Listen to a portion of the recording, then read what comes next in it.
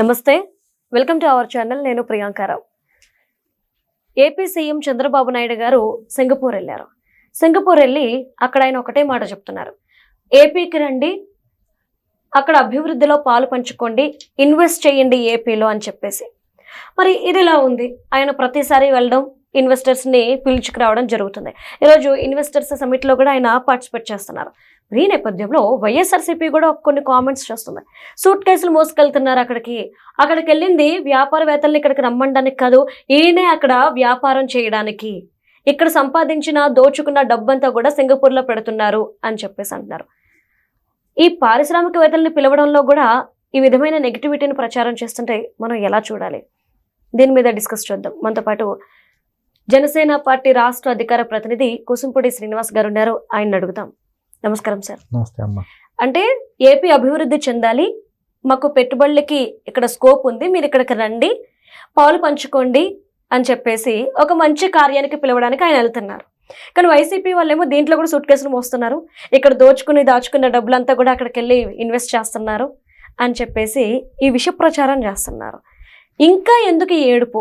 అంటే ఒకటమ్మా, భారతదేశంలో ప్రధానమంత్రి గారితో సహా రాష్ట్ర ముఖ్యమంత్రులు కూడా వాళ్ళ రాష్ట్రాల్లో ఉన్నటువంటి వనరులని ఏవైతే ఉన్నాయో అవి సద్వినియోగం చేసుకునే అవకాశం ఉన్నటువంటి పరిశ్రమలు రప్పించడానికి ఆయా దేశాలు వెళ్తూ ఉంటారు. సరే, చంద్రబాబు నాయుడు గారు ఈ రోజున మన రాష్ట్రానికి అత్యవసరమైనటువంటి పెట్టుబడుల గురించి ఇతర దేశాలు ఎలాగే తిరుగుతూ ఉంటారు, అలాగే సింగపూర్ని కూడా వెళ్తూ ఉంటారు. సరే, సింగపూర్ అనేటప్పటికీ ఆయనకి ఏదో ప్రత్యేకమైన ప్రేమ ఉన్నట్టు, లేకపోతే ఆయన ఏదో అక్కడ వ్యాపారాలు చేసుకున్నట్టు విధానంతో మొదటి నుంచే కూడా ఈయన ఎప్పుడు సింగపూర్ వెళ్ళినా ఏదో రకమైనటువంటి ఆరోపణలు చేయడం అనేది వైఎస్ఆర్ కాంగ్రెస్ పార్టీ వాళ్ళకి ఒకటి అలవాటుగా మారిపోయింది. అంటే అసలు సింగపూర్ అంటే చరిత్ర కూడా తెలియాలి కదా వాళ్ళకి. సింగపూర్ ఎంత ఎలా డెవలప్ అయింది, అంత చిన్న కంట్రీ, ఈ రోజున ప్రపంచంలోనే ఆర్థికంగా ఎంత ఎదిగింది, అక్కడ ఉన్నటువంటి విధి విధానాలు అన్నీ కూడా వీళ్ళకి తెలియాలి. వీళ్ళకి తెలియదు కదా. అప్పుడు మనకి వీళ్ళకు ఉన్నారు, వైఎస్ఆర్ కాంగ్రెస్ పార్టీ ఉన్నారమ్మా, వాళ్ళు వ్యాపారాల గురించి లేకపోతే పారిశ్రామికవేత్తలు పిలుపుని చెప్పేసి దావోస్ వెళ్ళారు. దావోస్ వెళ్ళి ఎవరికి కలిశారు మీరు చెప్పండి? అందరూ సూట్లు బూట్లు అన్నీ వేసుకుని వెళ్ళారు కదా. దావోస్ వెళ్ళి ఎవరిని కలుసుకున్నారు? పంచప్రభాకర్ని కలిశారు. పారిశ్రామికవేత్తలను కలవడం అంటే పంచప్రభాకర్ని కలిశారు. వాళ్ళకి ఏం తెలుస్తుంది విలువ, సింగపూర్ విలువ? మీకు మలేషియా నుంచి సింగపూర్ విడిపోయినప్పుడు సింగపూర్ చాలా పెద్ద దేశం. అటువంటిది ఈ రోజున మలేషియా దాటుకుని ఎక్కడికో వెళ్ళిపోయింది. ప్రపంచంలో అంత అద్భుతమైనటువంటి దేశంగా వెళ్ళింది. అక్కడ క్రమశిక్షణ కావచ్చు, ఆర్థిక క్రమశిక్షణ కావచ్చు, మామూలుగా ప్రజల క్రమశిక్షణ కావచ్చు, శాంతి భద్రతల విషయంలో కావచ్చు, ఆ డెవలప్మెంట్ విషయంలో కావచ్చు, అన్నీ కూడా ఒక అద్భుతమైనటువంటి ప్రణాళికతో వెళ్ళింది. ఆ రోజున సింగపూర్కి మొదటి ప్రధానమంత్రిగా ఉన్నటువంటి లీ క్వాన్ యూ అంటారు, వాళ్ళు సింగపూర్ జాతి పిత. ఆయన ఆ దేశ అభివృద్ధి గురించి అద్భుతంగా పనిచేసుకుంటూ వెళ్ళాడు. నేనంటే ఈరోజు చంద్రబాబు నాయుడు గారు కూడా రాష్ట్రంలో ఇప్పుడు ప్రభుత్వ ఉద్యోగాలు ఇవ్వాలి, యువత ప్రతి సంవత్సరం 1,00,000 మంది బయటకు వస్తున్నారు కాలేజీస్ నుంచి, అక్కడి నుంచి వాళ్ళకి ఉద్యోగాలు ఇవ్వాలి. ఎక్కడ ఇస్తారు? ప్రభుత్వ ఉద్యోగాలు కొన్ని లిమిట్ ఉంటాయి. అది దాటిన తర్వాత ప్రభుత్వం చేయవలసిన బాధ్యత ఏంటి? అందరికీ ఉపాధి అవకాశాలు కల్పించాలి.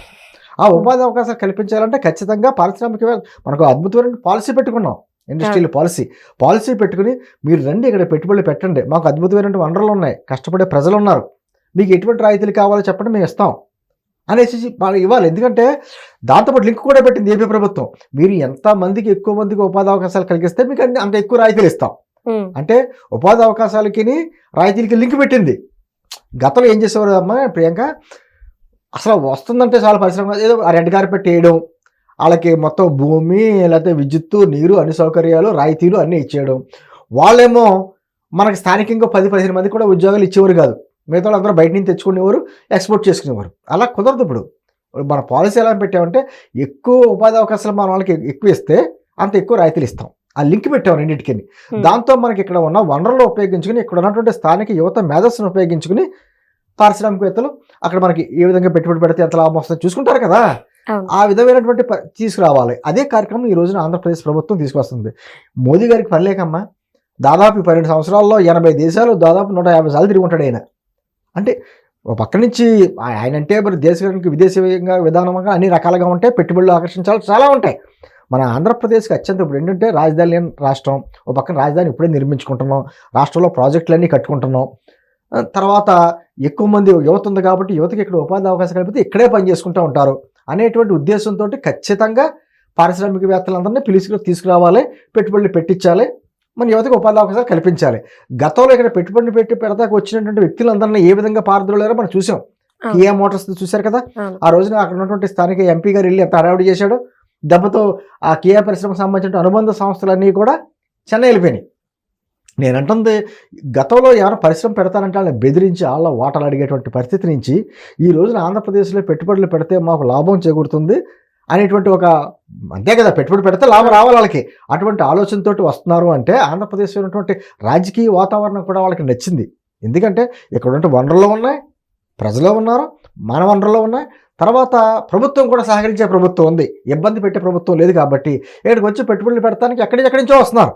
ఈ మధ్యన డేటా సెంటర్లు చూసాం కదా, అదాని డేటా సెంటర్ కానించి లేకపోతేనేమో గూగుల్ డేటా సెంటర్ కానించి ఎంతోమంది ఇక్కడికి వచ్చి పెట్టడానికి ఐటీ కంపెనీలు రావడానికి చూస్తున్నాం. ఐటీ కంపెనీస్ అన్నీ కూడా ఇక్కడ రావడానికి ప్రయత్నాలు చేస్తున్నాయి. దాని అర్థం ఏంటంటే ఇక్కడ ఉన్నటువంటి రాజకీయ వాతావరణం చూసి వస్తున్నారు.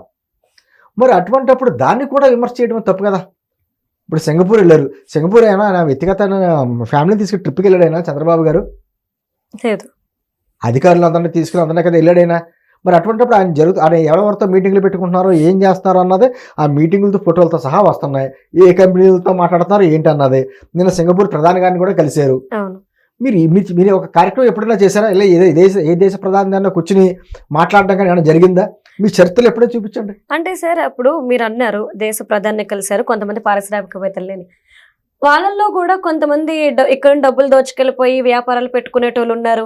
అలాంటి వాళ్ళనే బాబు గారు కలుస్తారు, అంతేగాని నిజమైన పారిశ్రామికవేత్తలు ఆయన కలవట్లేదు అన్నారుగా. అంటే ఇప్పుడు పారిశ్రామికవేత్తలతో సహా ఫుడ్ అదే చెప్తున్నాను. పారిశ్రామికవేత్తలు ఆ కంపెనీ పేరు, ఆ కంపెనీ CEO ఎవరో, ఆ అధికారులు అన్ని మన ఫోటోలతో సహా వస్తున్నాయి కదా. అక్కడ మీటింగ్ లైవ్ వీడియోస్ కూడా వస్తున్నాయి కదా. మరి ఇంకేం చెప్పాలి వీళ్ళకి ప్రూఫ్? వాళ్ళు వచ్చి పెట్టుబడులు పెట్టారనుకోండి, అప్పుడు తెలుస్తుంది కదా. ఇప్పుడు ఏం చేస్తారంటమ్మా, ఎంతో మందితోటి MOUలు చేసుకుంటారు, కానీ అన్ని గ్రౌండ్ అవ్వవు. దాంట్లో 20% 30% గ్రౌండ్ అయినా అద్భుతమైనటువంటి ఉపాధి అవకాశాలు ఇక్కడ మెరుగుపడతాయి.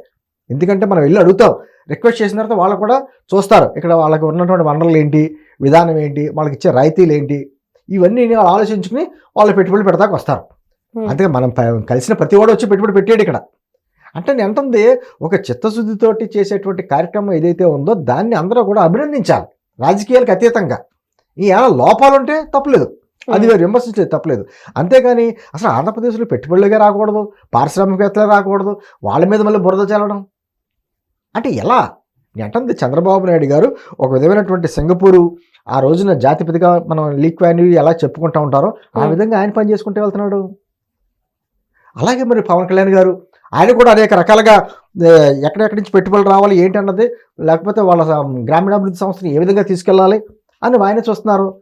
వీళ్ళిద్దరినే చూస్తుంటే ఆయన సింగపూర్కి జాతిపిత లీక్ వాన్యూలో ఎలా చూస్తామో అలాగే వియత్నాం జాతిపిత అంటారు హోచిమిన్ అని, ఆ విధంగా పవన్ కళ్యాణ్ గారు నిరాడంబరంగా చేసి ఆయన వియత్నాన్ని దేశంలో ప్రపంచంలో అత్యద్భుత దేశంగా తీర్చిదిద్దడానికి ఆయన ప్రయత్నం చేశాడు. అంటే అటువంటి అద్భుతమైనటువంటి పనిలో లోపాలు ఉంటే సరి మీరు మాట్లాడండి, అంతేగాని అసలు పని తీరునే విమర్శిస్తుంటే, వాళ్ళు వెళ్ళి చేసిన ప్రయత్నాన్ని మీరు విమర్శిస్తుంటే, ఇంకా బురద జల్లాలని ప్రయత్నం చేస్తుంటే ఎంతవరకు సమంజసం? ఆంధ్రప్రదేశ్లో పెట్టుబడి రావాలా వద్దా? మీరు క్లారిటీ ఇవ్వండి. వైఎస్ఆర్ కాంగ్రెస్ పార్టీ వాళ్ళు మా రాష్ట్రంలో పెట్టుబడులు వస్తానికి మేము ఒప్పుకోము, ఆంధ్రప్రదేశ్ ప్రజలు సంతోషంగా ఉండడానికి మేము ఒప్పుకోము అని పోనీ అది ఏమైనా స్టేట్మెంట్ ఇవ్వండి పోనీ. చెప్పరుగా అదే కదా, వాళ్ళు చేసేవాళ్ళు చేయనివ్వరు, అది ఇంకెన్నాళ్ళం. సరే ఎన్నికల వరకు రాజకీయం చూసుకుందాం తప్ప రాష్ట్రాభివృద్ధికి అడ్డుపడతారంటే ఏ విధమైనటువంటి ఇది రాజకీయం దీన్ని? ఇప్పటికైనా వాళ్ళు మారతారని అయితే నాకైతే ఆశ లేవు, కానీ ప్రజలైనా తెలుసుకోవాలి కదా.